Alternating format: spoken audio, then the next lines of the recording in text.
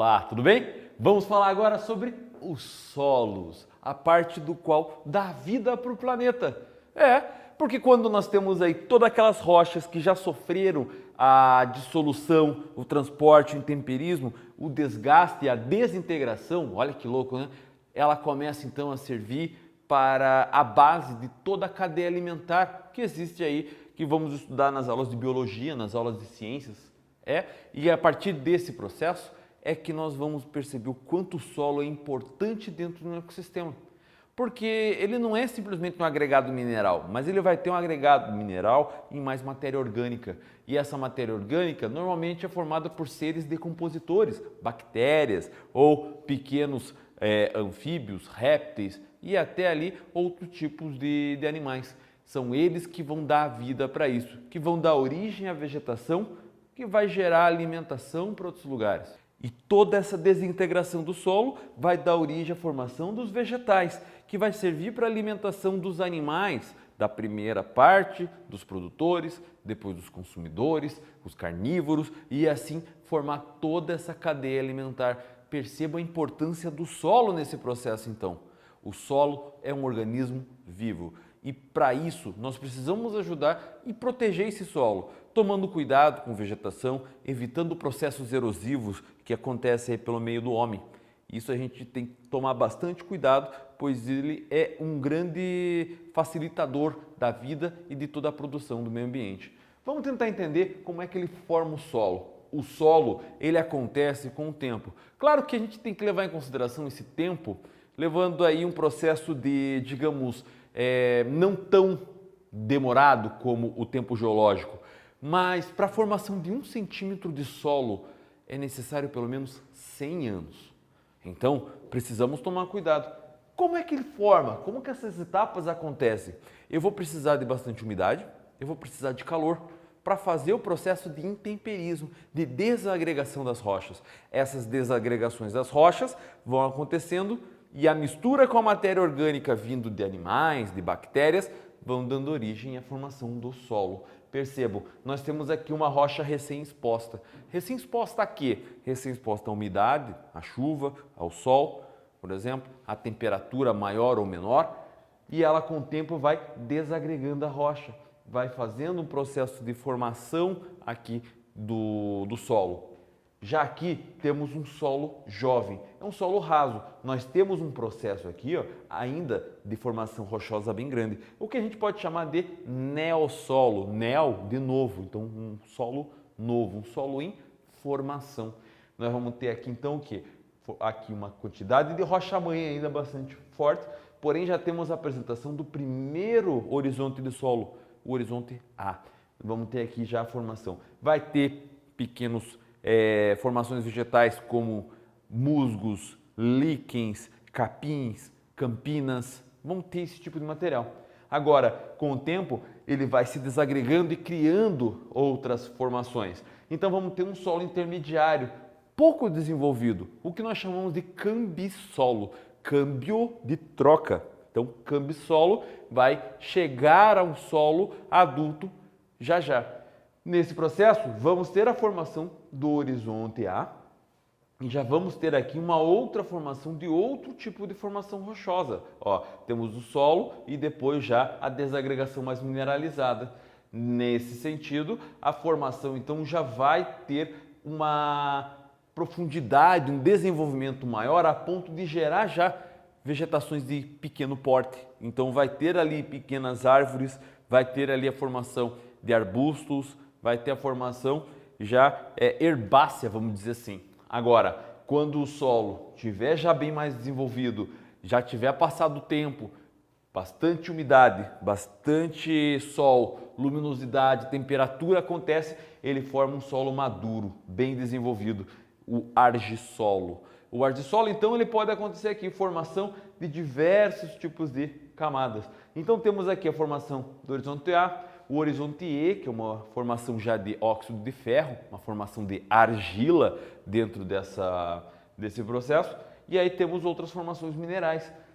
A parte do horizonte C, saprolito, bem importante aí, vai dar essa condição já para a formação de árvores de grande porte, como regiões de floresta amazônica, floresta atlântica, floresta tropical. Vamos ter aí uma formação de solos bem mais profundos, também chamados de latossolos. Latus, do grego, que significa amplidão, tamanho mais vasto.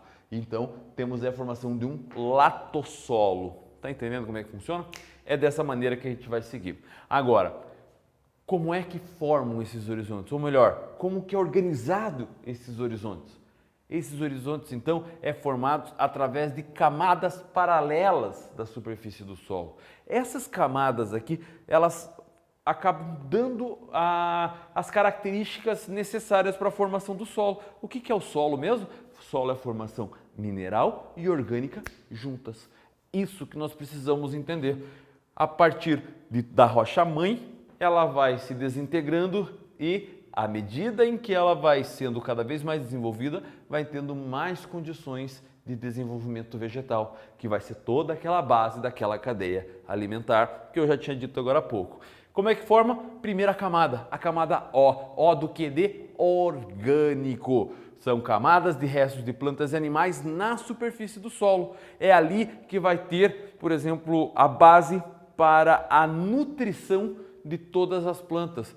E as bactérias vão começar a consumir para gerar ali o material orgânico necessário para outra camada, a camada do horizonte A, o primeiro horizonte mineral do solo. Ele é um horizonte mais escuro e, como está um texto aqui, por conter mais matéria orgânica que os horizontes B e C, que são os próximos. Ele tem o tal do humus. Humus? O que é isso? Cocô de minhoca. As minhocas estão ali, estão comendo a terra e estão fazendo um processo do quê? De nutrição desse solo. Então, a terra que a minhoca está comendo, ela está tornando mais orgânica com seus cocôzinhos passando por lá. É bem isso mesmo. Nós temos aqui uma formação, então, mais nutritiva para dar aqui as raízes que vão alimentar a vegetação. Olha só, a matéria orgânica aqui bem mais presente do que no horizonte B, que é um horizonte formado por partes bastante desagregadas da rocha. É uma parte aqui, digamos assim, mais mineralizada. Vai ser uma rocha bem desgastada, vai ser uma rocha que de fato não tem mais característica nem aparência de rocha, mas ele também vai ter uma pouca camada orgânica ou quase nada orgânico.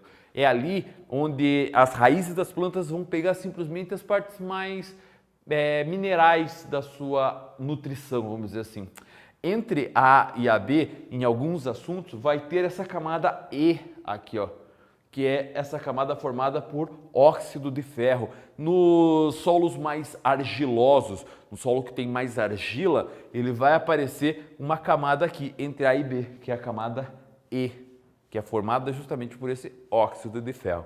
Agora, já no horizonte C, nós vamos chamar isso também de saprolito. O que é o tal do saprolito? É horizonte formado por partes pouco desagregadas dessa rocha.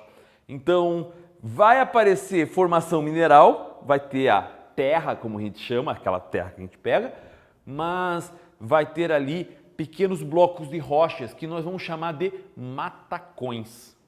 Matacões são esse tipo de material que ainda estão em processo de desagregação no solo. Então é uma terra com pedra, vamos dizer assim. Se bem que pedra é uma coisa feia, né? Para o geógrafo é uma heresia falar de pedra. Se a gente está falando de outras situações, de uma construção, alguma coisa, a gente chama de pedra, mas se não, vamos chamar de rocha porque aqui é geografia, fechou? Então nós temos aqui uma formação rochosa já com cara de rocha. Temos ali aquela desagregação acontecendo, mas a gente vai ter os tais matacões, que são aqueles pedaços de rocha ainda presentes. Tá entendendo? Agora, quando nós estamos chegando já no ponto final desse processo dessas camadas, chegamos no horizonte R, o horizonte da rocha, R de rocha, a rocha mãe, a rocha matriz, é de onde tudo isso aqui acabou se originando. Essa origem, essa organização, ela foi submetida ao intemperismo. Lembra o que é intemperismo? processo de desagregação das rochas. Pode ser aquele intemperismo físico, aquele intemperismo pelo impacto, água mole em pedra dura, tanto bate até que fura, ou pela dilatação e contração, ou então pelo processo de intemperismo químico, a água passando e dissolvendo a rocha, vai formando essa desagregação, esse intemperismo, e vai decompondo, dando origem ao solo. E o solo, como eu falei, ele é esse organismo vivo porque vai ser a base de todo o planeta, de todo o processo de nutrição das plantas, que vão nutrir os primeiros seres produtores, depois os consumidores, os carnívoros e assim vai. Por isso que o solo é tão importante. Para que a gente possa protegê-lo, é necessário cuidar bem de todas essas características, uma vez que na agricultura, se você utilizar ele o tempo inteiro, ele pode gerar um processo de desgaste desse solo, formando aí a arenização, a desertificação de todo esse processo. Portanto, tem que tomar muito cuidado. Ou então, quando tiramos o material dessa rocha, desse solo, acaba deixando os horizontes expostos, formando aí um processo de degradação cada vez pior, tirando toda aquela fertilidade da região. Sem contar as questões de, por exemplo, os desabamentos que acontecem nas encostas dos morros, que podem gerar grandes problemas. Por isso que é muito importante tomar cuidado com o solo, evitar que ele perca a sua fertilidade, mas também evitar que aconteçam diversas tragédias devido a esse processo. Eu espero realmente que você tenha entendido essa aula, espero mesmo de coração que você aprenda bastante. Muito obrigado por ter assistido essa aula até aqui e tchau, tchau!